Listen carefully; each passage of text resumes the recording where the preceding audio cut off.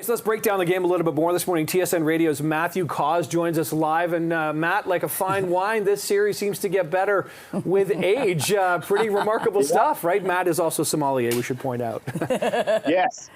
And actually, I'm in Niagara, so I am in wine country here right now. So that is a perfect metaphor. It is incredible that we were going to a Game 7 on Saturday night. Contrast that to last Saturday, where the evening ended with Toronto losing that game, down 3-1, players bickering, no life, no energy, and it's been the exact opposite the last two games. Toronto has dominated. In fact, Game 6 looked and felt a lot like Game 5, where Toronto was out shooting, they were controlling the play, a tight game, and then they find a way to score late. A remarkable last 48, 72 hours for the Leafs. And, you know, talk about the level of play we saw yesterday, because it was similar to Game 5, but also outshooting them, and they didn't have many penalties against them either.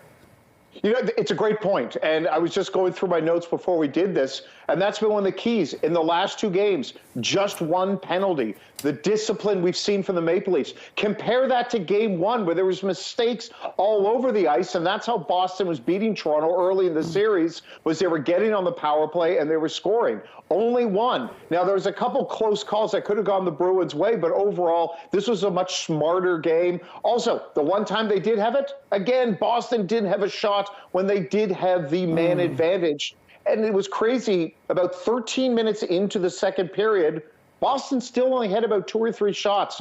Even strength, the Maple Leafs have been the better team through these 6 games. And Matthew, what kind of a lift is Joseph Woll giving this team right now? I mean, he is kind of reminding me of, you know, Dominic Hasek back for the Sabres back in, like, he's standing on his head, stopping everything. Yeah, that is high praise. There's really no praise higher than late 90s, early 2000 Hasek. First off, I feel bad for Woll. It should have been a shutout. The goal scored by Boston was by 0.1 seconds left. But the main thing that he's doing is he's calm. You know, even when he wasn't facing many shots, when Boston started to turn it on about midway in the second period, Woll was there, and he's not flopping all over the place. Calm, simple saves, good rebound control, and then making the critical saves when he needed to. We saw a bunch of those in the third period, and what he does is he allows the team in front of him, we talked about it before, allows the team in front of them to play their game because they don't have to worry about being extra conservative because they don't trust the guy behind them. The trust is there. Everything is safe, which is a word we've heard from a lot of Maple Leafs talking about the goaltending. And Matt, we know how superstitious Leafs fans can be about, you know, things changing for Game 7. What do you think needs to stay the same or change? We still have this issue of Austin Matthews with his undisclosed illness.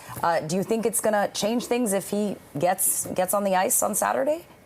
Well, by the reports, and Chris Johnston from The Athletic and from TSN was saying that it looks more like it is doubtful that we will see Matthews in Game 7, but there's still over a day and a half to decide. The main thing that has to happen, short memory. The Leafs, they got to be like Finding Nemo, just a bunch of goldfish out there. Don't remember past Game 7s against Boston. All they have to do, and I'm sorry to do the cliche, is just remember what got you here in the last 2 wins. The smart play, the disciplined play, wait for the right opportunity. Shout out to the young guys. You mentioned Woll. How about Matthew Nyes? The great pass setting up that second goal by William Nylander. Just do those simple things, repeat, repeat, repeat, and they can win on Saturday, and everyone's hope is up and our expectations are high, which is a wonderfully dangerous place to be emotionally if you are a Maple Leafs fan. Yeah, emotions indeed. All right, to finish the wine metaphor, we'll see if the Leafs die on the vine or if the grape expectations, Matt, come true Saturday. Cringy, I know. Done. I just had to go there. Okay. All right, Matt, take care, man. Thanks so much, Matt.